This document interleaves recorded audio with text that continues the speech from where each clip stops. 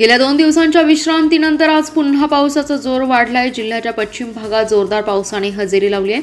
वाळवा, शिराळा, पलूस, मिरज तालुक्यातील अनेक गावात चांगला पाऊस झालाय। सांगली शहरात दुपारी दमदार पाऊस झाल्याने पाणी झाले। दरम्यान धरण पाणलोट क्षेत्रात दिवसभर पावसाचा जोर कमी असला तरी चांदोली धरणाच्या पाणीसाठ्यात वाढ होते। जिल्ह्यात मागील आठवड्यात दमदार पाऊस झाला होता। 2 दिवसांपासून पावसाने उसंत घेतली होती। बुधवारी पुन्हा पावसाचं पुनरागमन झालंय। शिराळा, वाळवा, पलूस, मिरज, जत, कवठेमहांकाळ तालुक्यातील अनेक गावात चांगल्या पावसाने हजेरी लावली आहे। यंदा खरीपाच्या पेरण्या वाढल्या। संततधार पावसाने पिकांच्या वाढीला आधार मिळत असल्याचं चित्र आहे। दुष्काळी पट्ट्यात दमदार पाऊस झाल्याने शेतकऱ्यांमध्ये समाधानाचं वातावरण आहे। सांगली शहर परिसरात दुपारी जोरदार पाऊस झाला। बहुतांश ठिकाणी पाणी साचून राहिलं होतं। सिव्हिल हॉस्पिटल समोर, स्टँड परिसर, सिटी पोस्ट, मार्केट यार्ड समोरील चौकात पाण्याचे डोह झाले होते।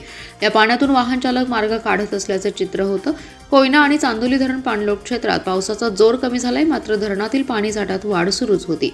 चांदोलीमध्ये सायंकाळी 17.32 टीएमसी पाणीसाठा होता, तर कोयना धरणात 32.79 टीएमसी पाणीसाठा झालाय।